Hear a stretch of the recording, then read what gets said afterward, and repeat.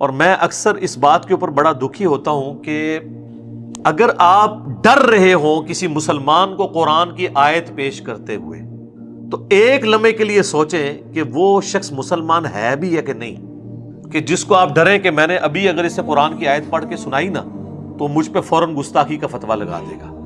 اگر کافر ہو تو پھر تو سمجھ آتی ہے، مسلمان کو اگر دوسرا مسلمان قرآن کی آیت پیش کرتے ہوئے ڈرے تو سر پھر ڈر جانا چاہیے کہ معاملہ بہت زیادہ بگڑ چکا ہے۔ میں آپ کو نمونے کے طور پہ ایک آیت پیش کر دیتا ہوں، اور آپ سے میں یہ ریکویسٹ کروں گا کہ یہ آیت کبھی بھرے مجمع میں، کبھی دوستوں کے اندر، کبھی اپنے خاندان کے لوگوں میں بیٹھ کے آپ اس آیت کو بیان کریں اور اس کا ترجمہ جس مکتب فکر کے وہ ہے نا اسی کا ہی ترجمہ پڑھ کے آپ بتا دیں، اور پھر دیکھیں آپ کے ساتھ ہوتی کیا ہے۔ حالانکہ قرآن کی آیت ہے، ترجمہ بھی ان کے اپنے علماء نے کیا ہوا ہے، خواہ احمد بریلوی صاحب کا ترجمہ اٹھا لیں، اشرفی تھانوی صاحب کا اٹھا لیں، جونا گڑھی صاحب کا اٹھا لیں، فتح محمد جلندری کا اٹھا لیں، سید فرمان علی شاہ کا اٹھا لیں، میں نے سارے فرقوں کے علماء کے نام لے دیے۔ یہ سنیں جی آیت، سورۃ الاعراف، آیت نمبر 188۔ اعوذ باللہ من الشیطان الرجیم، بسم اللہ الرحمن الرحیم۔ قل لا املک لنفسی نفعا ولا ضرا، اے نبی تم فرما دو کہ میں تو اپنی جان کے لیے بھی نہ کسی نفع کا مالک ہوں نہ کسی نقصان کا، الا ما شاء اللہ، ہاں مگر جو اللہ چاہے۔ تو اگر نبی علیہ السلام کو اپنی ذات کے حوالے سے اختیار نہیں ہے تو کسی دوسرے کو نفع دینا تو یہ بہت بڑی بات ہو جائے گی نا۔ اور ابھی یہ بات کنکلوڈ نہیں ہوئی، یہ آیت اس میں آگے چل رہی ہے۔ وَلَوْ كُنْتُ أَعْلَمُ الْغَيْبِ، اور اگر میں خود غیب جان لیتا ہوتا، جس طرح کہ ہمارے بریلویوں کا یہ عقیدہ ہے، جب ہم انہیں یہ بات کرتے ہیں تو وہ آگے سے لڑتے ہیں، نہیں نہیں ہم تو کہتے ہیں اللہ بتاتا ہے، نہیں نہیں یہ مسئلہ نہیں ہے۔ آپ یہ کہتے ہیں کہ اللہ تعالیٰ نے یک مشت سارا علم دے دیا ہوا ہے، اب نبی علیہ السلام کو اللہ کو کنسلٹ کرنے کی ضرورت نہیں، وہ خود ہی حاصل کر لیتے ہیں۔ یہ نہیں ہم کہہ رہے ہوتے کہ آپ یہ کہہ رہے ہیں کہ وہ اللہ کی مدد کے بغیر حاصل کیا، نہیں، آپ کہتے ہیں سب کچھ مل گیا۔ یقین نہ ہے تو آپ اعلیٰ حضرت کا ترجمہ پڑھ لیں، الرحمن علم القرآن خلق الانسان علمہ البیان، اس کا ترجمہ انہوں نے کیا ہے کہ اللہ تعالیٰ نے انسانیت کی جان محمد صلی اللہ علیہ وآلہ وسلم کو پیدا کیا اور ما کان و ما یکون کا علم انہیں سکھا دیا۔ ما کان و ما یکون یعنی جو کچھ تھا اور جو کچھ ہوگا سب کا علم دے دیا۔ تو اب فرق صرف رہ گیا ذاتی عطائی کا۔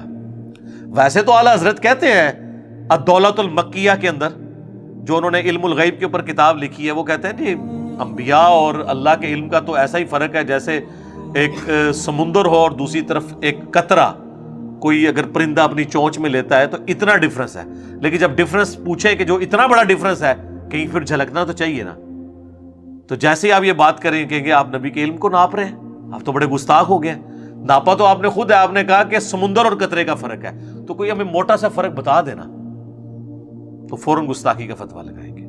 اور یہاں پہ اللہ تعالیٰ کیا فرما رہا ہے، اے نبی تم فرماؤ اگر میں خود غیب جان لیتا ہوتا، یعنی میرے پاس یہ کمپیٹنسی ہوتی، یہ کوئی کمپیٹنسی نہیں ہے۔ جس طرح عورت کو یہ اختیار نہیں ہے کہ وہ اپنا دودھ اتار سکے جب تک وہ دوائی استعمال نہ کرے یا نیچرل اس کی پریگنینسی نہ ہو جائے، اپنے اختیار میں نہیں ہے اس کی، اسی طریقے سے کسی پیغمبر کے اختیار میں نہیں یہ چیز ہوتی کہ اسے کوئی غیبی خبر پتہ چل جائے جب تک اللہ تعالیٰ اس پہ ظاہر نہ کر دے۔ یہ کوئی کمپیٹنسی نہیں ہے جو آپ سیکھ لیں گے اور پھر آپ جب چاہیں فارمولہ لگائیں اور آگے رزلٹ نکلے، نہیں۔ اگر تم فرماؤ میں غیب جان لیتا ہوتا، لستکثرت من الخیر، تو میں تو بہت خیر کثیر جمع کر لیتا، وما مسنی السوء، اور مجھے کبھی کوئی تکلیف بھی نہ پہنچتی، یعنی اگر مجھے مستقبل کا خود پتا ہوتا تو مجھے تکلیف ہی نہ پہنچتی۔ بالکل نیچرل چیز ہے، اگر ایک شخص کو یہ پتا چل جائے کہ میں یہاں سے نکلوں گا اور فلاں روڈ اتنے بج کے اتنے منٹ پہ کراس کروں گا تو ایک ٹریلا مجھے نیچے دے دے گا، تو وہ تو نکلے گا نہیں، اپنا راستہ بدل لے گا۔ واقعی جس کو غیب کا علم ہو جائے تو اس سے تو کبھی بھی کوئی تکلیف نہیں پہنچ سکتی۔ اور یہ نبی علیہ السلام کے حوالے سے بات ہو رہی ہے، بابے کدھر، بابے کدھر، ہائے ہائے ہائے۔ اے نبی تم فرماؤ اگر غیب میں خود جان لیتا تو میں بہت سا خیر کثیر جمع کر لیتا، مجھے کبھی کوئی برائی نہ پہنچتی، مجھے کوئی تکلیف نہ آتی کبھی۔ ان انا الا نذیر و بشیر، میں تو نہیں ہوں مگر ڈر سنانے والا آخرت کا اور خوشخبری دینے والا جنت کی، لقوم یؤمنون، ان لوگوں کے لیے جو بات ماننا چاہیں. ویسے عموماً ترجمہ کر دیتے ہیں ایمان لانے والوں کے لیے، اصل میں اس کا ترجمہ یہ بنتا ہے جو بات ماننا چاہیں. ایمان والے وہی ہوتے ہیں نا جو بات مان لیں، اور جو نہ ماننا چاہیں ان کے لیے قرآن میں کوئی ہدایت نہیں. سر یہ آیت آپ صرف ترجمہ اس کا پڑھ کے بتا دیں کسی مجلس کے اندر، اور 295C سے آپ ذرا بچ کے بتائیں مجھے.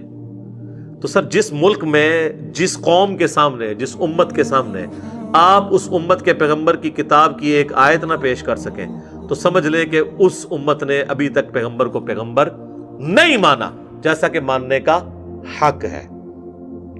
اللہم لا تجعلنا منہم. رضیت باللہ ربا وبالاسلام دینا وبمحمد نبیا ورسولا.